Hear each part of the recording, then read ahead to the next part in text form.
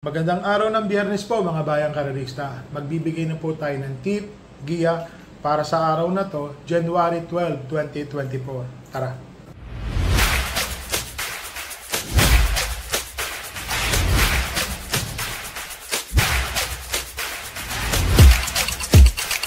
So mga bayang karerista, unahin po muna natin sa lahat. So sa naulilang pamilya po ni Jackie Francisco A. Tuason, so condolence po, deep in my heart, sa family po ni Jackie Tuason. Nakikiramay po kami, buong staff po ng JC Stable. So condolence po sa pamilya Tuason. Ito pa po, condolence din po sa sister po, sa family ng sister ni Boss Kid Abata. So nabalitaan ko rin po kahapon po na stroke po ata. Alam niyo naman, traitor na sakit po yan, bigla-bigla nangyayari po yan. Tapos yung pong sa wife po, sa husband po ng cousin ko, so kahapon din po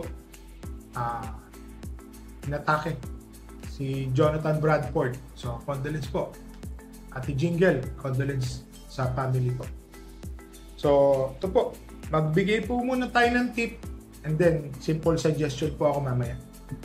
So dito po sa araw ng Biyernes, meron pong hinandang 8 races po mga bayang karerista. Maganda po ang lineup. Ang 1,200 po ay isang karera lang po. Dito lang po sa race number 2. So simulan na po natin magbigay ng tip. So dito po sa race number 1, 3-year-old and above maiden race, 10 runners po. So tingin ko po dito sa karera na to, napakaganda. Race 1 pa lang po, mahirap na. Yung Artseb po, yung entry number 6, siya po ang aking first choice. Alam naman natin kung sino po ang kinakalaban nitong kabayo na to. Natetersera po ito sa 2-year-old juvenile. So ngayon po, sabihin natin gumaan po ang laban niya. Pero lately, parang napansin ko, yung parang pumapayat po yung kabayo. So alam naman natin, dahil batang kabayo, medyo pumapayat po kada takbo. So pero tingin ko po, ito po ang first to beat dito na siya pong manyalyamado. Ang second choice ko po dito yung entry number 5, Star of the Future. Gaya ng sinabi ko sa inyo, gustong-gusto ko po itong kabayo na to. Dalawa po yan, Star of the Future tsaka si B-Smart. Si B-Smart po nanalo na. So Star of the Future, magandang labang po ang bibigay niya. Tapos naglagay po ako ng third choice, yung Beltuna. Ito pong Beltuna, long shot po ito, nasigundo. Ang tinapos po nito 1.28 medya ata, parang 128.5 or 128 points hanggang 0.8 yung po ang tinakbo niya, si Beltuna. So ito po dito sa race number 1, first choice po entry number 6, Artseb. Second choice po entry number 5, Star of the Future. Third choice po entry number 3 na si Beltuna. So dito na ho tayo sa race number 2 mga bayang karerista, 1,200 meter race, 8 runners. First to beat po, or tawagin natin first choice ko lang po, malaki ang panalo, Arigato. So tingin ko wala akong makakasunod sa pacing niya na napakabilis sa unahan. Ito pong kabayang si Arigato, magaling po ito, matuling kabayo na galing po ito sa 2 runs ago nanalo. Tapos recently po, para nasa timbangan po ito, tumapos po ata ito ng kwarto, tersero, parang ganon. Si Arigato, so solo ere po siya dito. Ma-rate lang po ni Lablab Galieta to. Malaki po ang panalo netong kabayo na to. Naglagay po ako ng second choice, bayang karerista. Yung entry number 6 na si Double Rank. So 50 kilograms po, papatnubayan po ni CB Ardona. Sa tingin ko po, magandang laban po ang ibibigay netong kabayo na to, si Double Rank. So consistent naman pong, kasi pumanik po kasi siya sa winners and placers, natimbang po siya. So ngayon po parang nakababa po ulit siya rito. So tingnan po natin kung ano po ipapakita niya po ni Double Rock. Tingin ko ho, may tsamba naman po itong kabayo na to.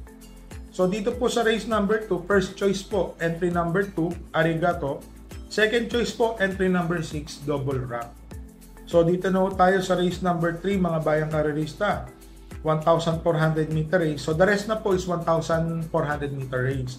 So first choice ko po dito is entry number 3 na si Coal Digger. So ito pong kabayo na to, pag nanalo po ito magaling. As in, magaling po talaga. So So, iba po itong kabayo na to. Para sa akin po, kaya po niyang ulitin. Kahit 57 kilograms po ito, kaya po niyang gawin yung pinanalo niya nung recently lang. Ang second choice ko po dito yung entry number 5 na si Go G Go. Oho, malaki din po ang panalo nito mga bayang karilista. Si Go G Go po kasi, alam niyo naman, pagka ginusto, nananalo. So para sa akin, hindi pa lumalabas yung potential talaga nito na pinapuwersa yung kabayo.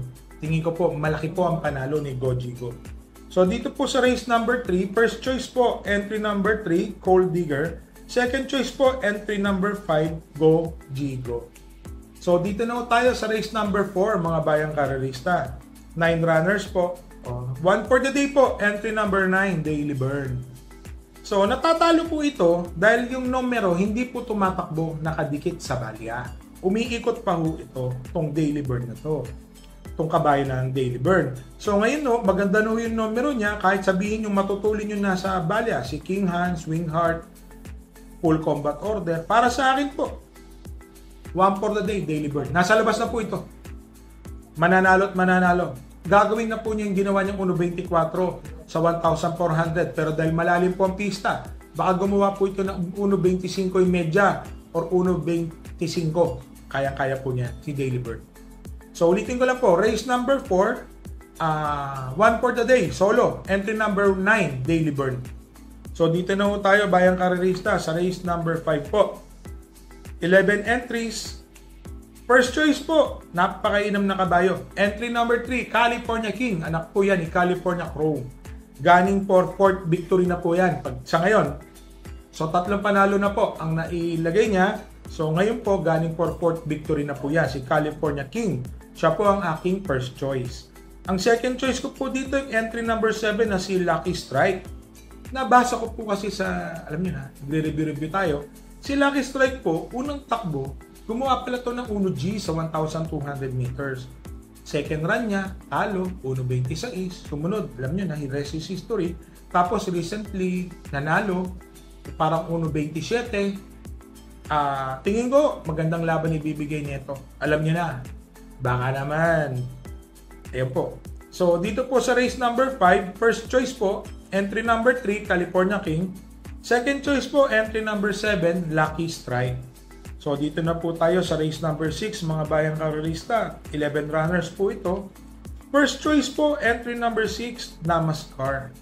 So, nakababa na po ito ng 5, mga bayang karerista, si Namaskar. So, sa tingin ko ho, kahit maiwan to, kasi kalaban din po niya naiiwan. Malaki po ang panalo. Kahit saan manggaling, basta labas, mananalo at mananalo po ito si Namaskar. Ang second choice ko po dito yung couple entry na 1 and 1A, Blue Mist and Signature Whiskey. Pero kung pagmamasdan po natin si Signature Whiskey kasi namamartida mga bayang karerista.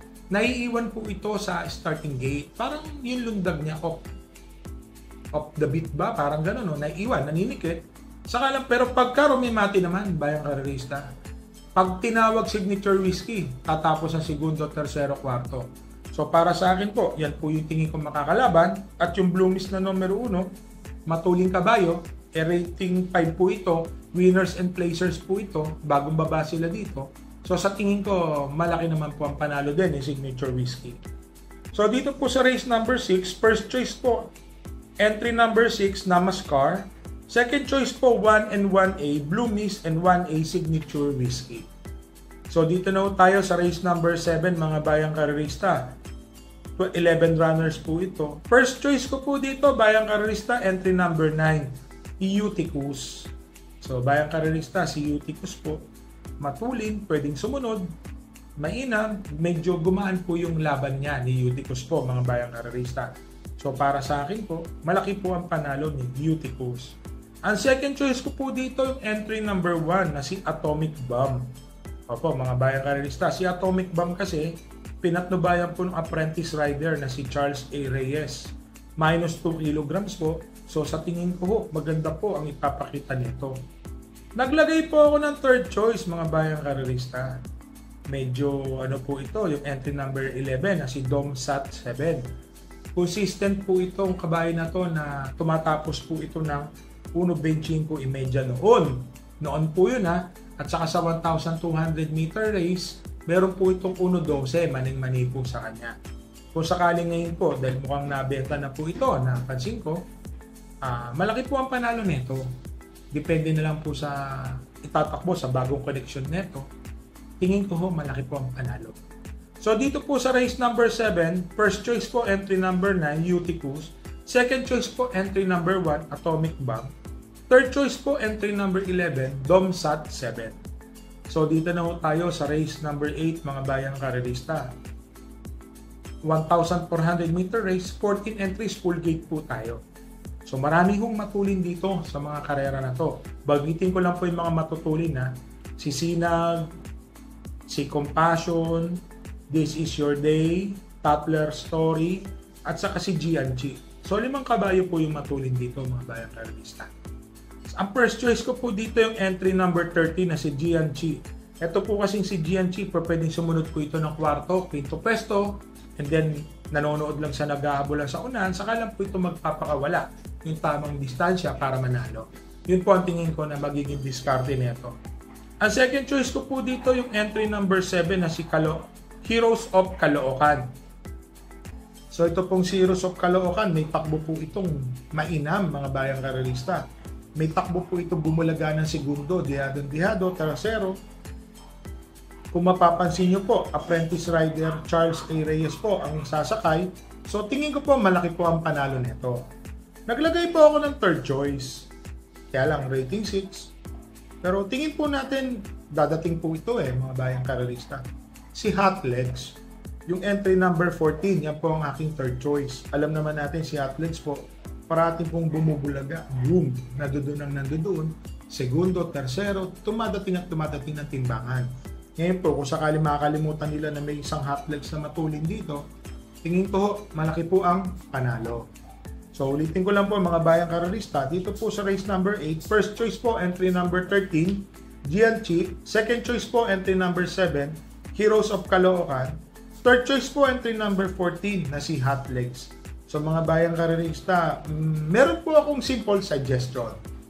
Chairman Relly sa Philippine Racing Commission, Attorney Morales, Boss Kaloy Datu, ito po ay simpleng suggestion po lamang ng kaibigan natin na sana po mapagbigyan. So sana po wag po tayong mag-cancel ng karera. To give way po doon kay Jackie Tuason, mas maganda po ito kasi alam naman natin accident always happens anytime, anywhere. Panahon mo na, oras mo na, mangyayari po talaga yan. So ganito po ang gawin natin, mas maganda. Lahat po ng beneficiary, yung kikitain kung ano man po yung ibigay na lang po natin sa pamilya nung nauli lang si Jackie F.A. Tuason. Magpaka na po tayo para po sa kanila kasi alam naman natin may mga anak po yan at yung asawa. So alam ko po yung sa insurance kung magkano lang po makukuha nila, mabilis po yun, which is 400,000 accident insurance ng mga hinete, napakaliit po nun. So mas maganda po magpakarera po tayo para sa mga naulila po ni Jackie Tuason, and then yung proceeds po bigay po natin sa kanila. Alam niyo po, ang kailangan po natin is tulungan po ang bawat isa. Hindi po tayo naghihiling na may mga madisgrasya pa dahil sa nangyari ganito, ganyan. So sa ngayon po, yun po ang kailangan kasi mga bayang karerista, yung tawag doon, pinaka breadwinner ng pamilya, si Jackie Tuason. Nakakwento po sa akin ng trainer ko, nakikita niya po yan nung hindi pa una nanakay ulit, nung pandemic, and then nung galing sa suspension po nagta-tricycle po siya sa Tayuman, nakakausap ng trainer ko. So sinabi ko naman, noon napasasakayin ko, nabibigyan ko ng break, nagkataon lang po kasi na nakabalik na rin po siya kay Boss Rabano. At least po, kahit papaano, alam naman natin, may mabuting puso po si Boss James Rabano, tutulungan din po niya. Ngayon, bilang isang horse owner po, yung mga proceeds po ng karera, pakarera po natin sa kanya. Alam niyo na po, mas maganda po yun kaysa mag-cancel po tayo. May mga magre-react ng negative, malamang, may magre-react ng positive, just to make things hindi po complicated. Pakarera para sa kay Jackie Tuason. Di ba po?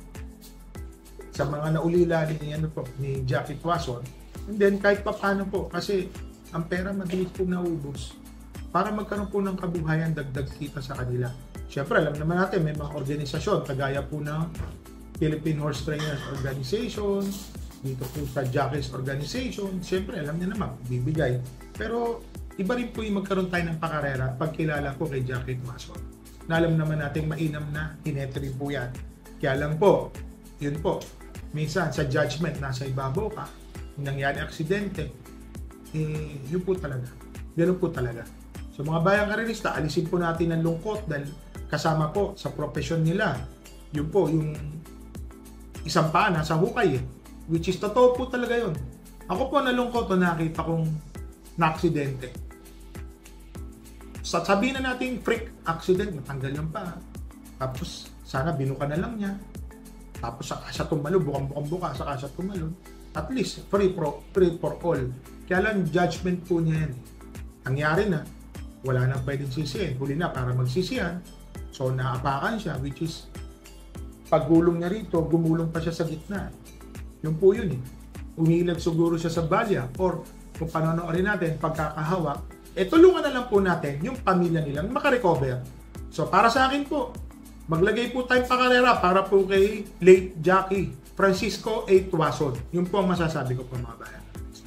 So, mag-shoutout lang po tayo mga bayang karelista kay Seken Monsod, kay Jopet ng Tondo, Emily Pacquiabao at sa mga bayang karelista ng Antipolo, kay Randy Buque at sa mga bayang karelista ng San Lazaro Street, Santa Cruz, Manila. Shoutout po kay Rain, kay Joel, kay Lando, kay Kagawad Homer Loreto at Emoy, hari ng Balato. Na si Emoy, hari ng Balato. Kay June, shoutout po kay June Tatang at Patrick ng Sita Italia Bacoor, Jeff Reyes Guerra, Ogie Pilapil at sa tropang totoo mo group. Kay Christian Ferrer, June Salazar, Willie Tenga Reyes, Arnel Ibanez, Amil Sama. So ngayon po mga bayang karelista, hindi po ako magtatakbo ng Sabado-Linggo, Biyernes, Sabado-Linggo. Alam niyo naman, ipapa-check natin lahat ng mga kabayo, vaccination yan, renewal po eh. So, next week po ulit tayo magpapatakbo. So, mga bayang karelista, muli po, nakikiramay po ako sa mga naulila ni Jockey Francisco A. Tuason. Nakikiramay din po ako sa kapatid ni Boss Kid Abata. So, ito po, condolence po sa inyo mga bayang karelista. Condolence po sa inyo.